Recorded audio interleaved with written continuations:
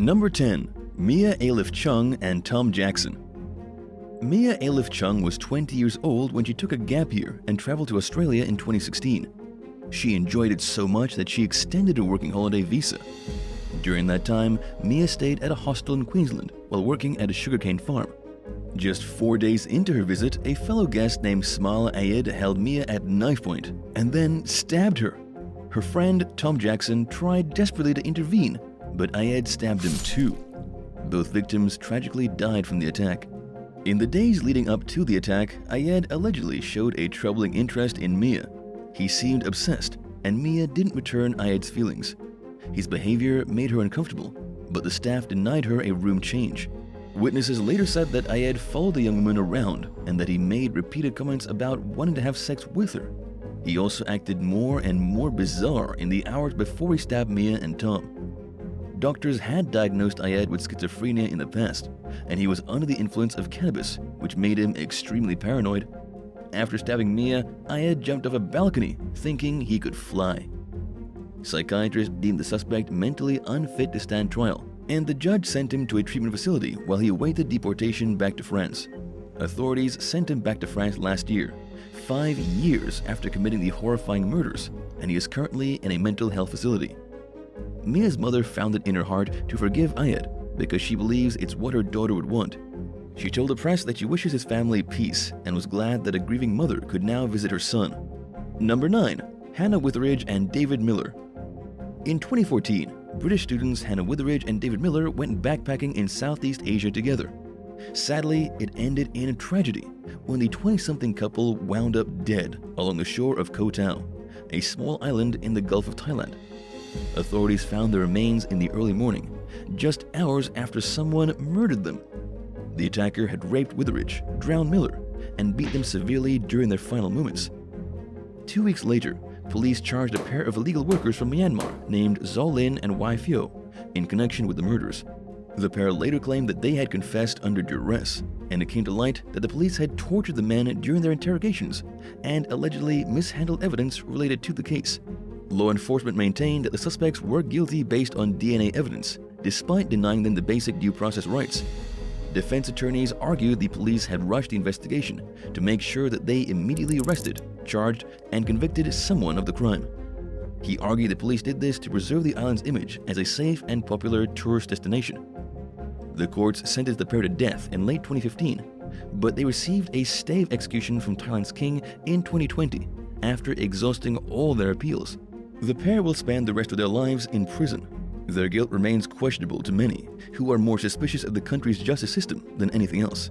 Number 8. KRIS KREMERS and LISANNE FROON. While backpacking in Panama in 2014, Dutch students KRIS KREMERS and LISANNE FROON stayed with a host family who lived on the edge of the jungle. Their pair planned to spend several weeks there before volunteering at a local school. They set out on a hike one morning with their dog, but the dog returned to the host family's home later that day without the women.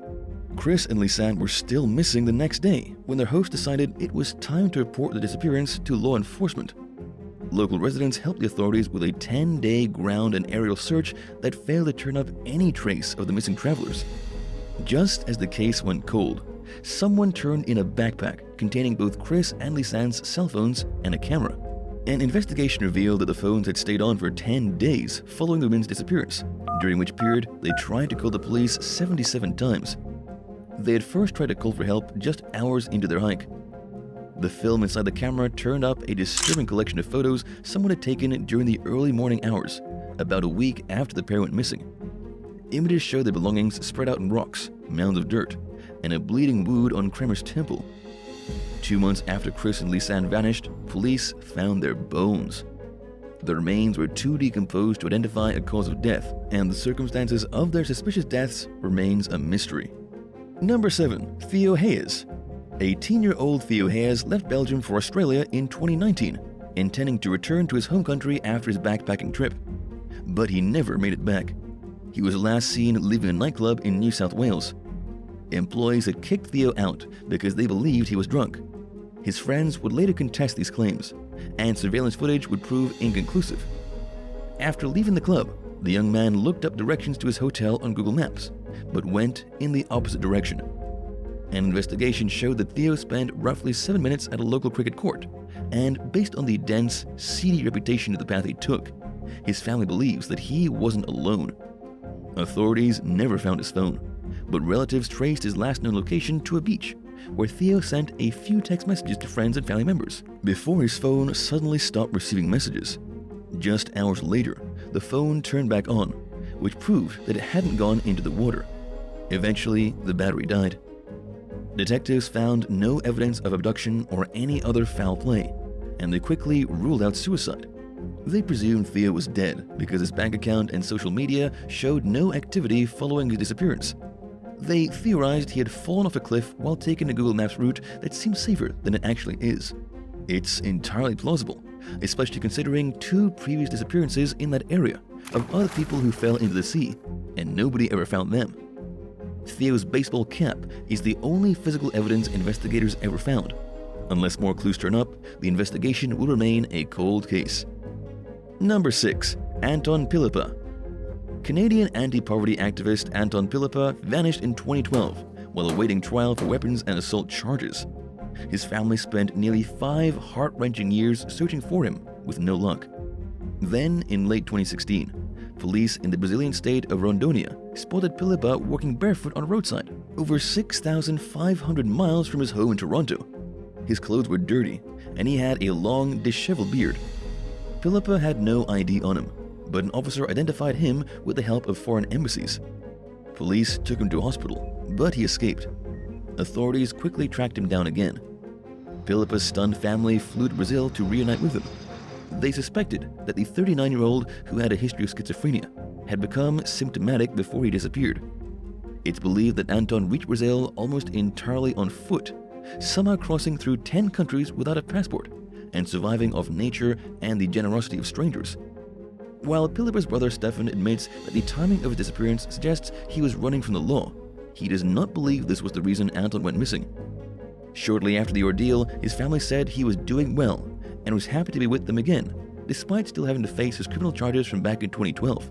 Some people suspect that there's more to the story behind PILIPA's disappearance, especially considering the difficulties associated with crossing borders with no ID and surviving in the Amazon, but these suspicions remain unproven. Number 5. A creepy entity. It was a mild winter, and Bobby and his buddy decided they would go hiking and camp out overnight. Everything was going great on the first day of their adventure, and they found a nice place to camp for the night. They had a good night's rest and woke up early to make the hike down to where they had parked their car. While they were making the way back down the trail, they noticed some fresh footprints in the snow. Someone else was hiking in the area as well. They thought nothing of it and continued on their way. After walking for about a mile, something caught Bobby's eye. The pair stopped. What he saw made his blood run cold. Right there, drawn in the snow beside the path, was his full name, first, middle, and last. He had not done it, and he knew his friend didn't either. It had snowed lightly throughout the night, and if someone had done it the night before, the fresh snow would have covered it up. It freaked them out, and without saying a word to each other, they turned and bolted down the trail toward the safety of their car. They wanted to get the heck out of there. They soon reached the parking lot, and Bobby went to sign himself out of the registry book. When he found the page he had signed in on, he saw that somebody had scribbled all over all of his information, so he couldn't read it anymore. Nobody else had signed the book besides him for the past 3 days. He said he would never go back there, and would probably give up hiking altogether. Number 4. Aubrey SACCO. 23-year-old Aubrey SACCO kept in touch with the family while backpacking across Asia in 2010. So they found it odd when she went radio silent during a week-long solo trip to Nepal. After not hearing from Aubrey for several days, her concerned mother contacted the US Embassy in Kathmandu. Staff told her that civil unrest may have delayed Aubrey's trek, but when several more days went by with no word from the young woman, her father and brother flew to Nepal to search for her themselves. Hundreds of people helped in the search but found no trace of Aubrey, who remains missing to this day. Dutch journalist Tracy Ross investigated and discovered that many hikers have disappeared in the region, only to turn up dead or never found. Scott McLennan, who aided in the search for Aubrey, theorized that ruthless soldiers who were posing as park rangers, which the area also has a history of, had victimized her. It's also possible that Aubrey drowned or met some other unfortunate fate that didn't involve any foul play. It could also be that nobody has found her body yet. Sadly, until that day comes, her family has no choice but to struggle with not knowing what happened to her. They're keeping the search alive through a Facebook group and a website dedicated to finding Aubrey. Number 3. Caroline Clark and Joanne Walters. In what became known as the Backpacker Murders, 7 hitchhikers were brutally slain and dumped in a forest in New South Wales, Australia, during the early 90s. Among the victims were 2 young British women named Caroline Clark and Joanne Walters, who vanished in 1992 after leaving their hotel in Sydney. The 22-year-olds were experienced backpackers who had adopted the lifestyle full-time, but stayed in regular contact with their families. After not hearing from the women for 2 months, their loved ones reached out to the Australian authorities, and they launched a nationwide search. Records showed that neither Caroline nor Joanne had left the country, and both women's bank accounts and phones had been inactive since the day they disappeared. Tips flooded into the search hotline, including claims that the pair were still alive and had been seen recently. But any newfound hope that this gave to Caroline and Joanne's families was unfortunately in vain. 5 months after the backpackers went missing, authorities found their remains in the Belanglo State Forest. Someone had stabbed Joanne to death and shot Caroline 10 times. Police eventually arrested a man named Ivan Millet, who was convicted of all 7 backpacker murders in 1996. Number 2. Brenda Searle. By the time she flew to Mexico alone in 2000, 27-year-old Brenda Searle was a seasoned backpacker who had traveled extensively throughout the globe. There was no reason to think anything would go wrong during her latest solo trip, but something did. Brenda made plans to meet her Dutch boyfriend, Andre van der Voren, at the Chichen Itza archaeological site in the country's southern region, but she never showed. No one ever saw the British national alive again. Just days after she vanished, records show that someone had withdrawn cash and made purchases using her bank and credit cards. For 8 painstaking months, Brenda's family and friends tiredly looked for her. Their search came to a tragic end when a man named Jorge Gamboa led police to Brenda's skeletal remains. Someone had shot and buried her in a shallow grave on the Yucatan Peninsula. Gamboa was a suspect in several other murders, and authorities had caught him trying to use Brenda's credit cards at a jewelry store. He reportedly admitted to killing the young backpacker, but it's unclear how the case played out in court. Number 1. Shane Marsden. 28-year-old British backpacker Shane Marsden and his girlfriend were traveling together in New Zealand in 2017 when their relationship hit a snag.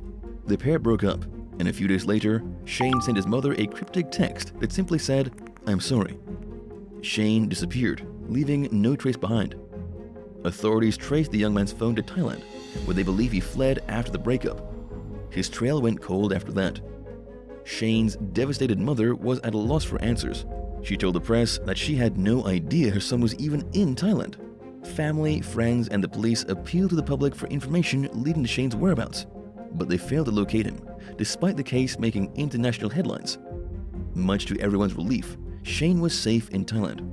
Within weeks of his disappearance, he flew home to reunite with his family. Thanks for watching. Would you rather end up stranded alone in a country where nobody speaks your language, or be banned from ever leaving your hometown? Let us know in the comments below, and make sure to subscribe for more exciting videos. Bye!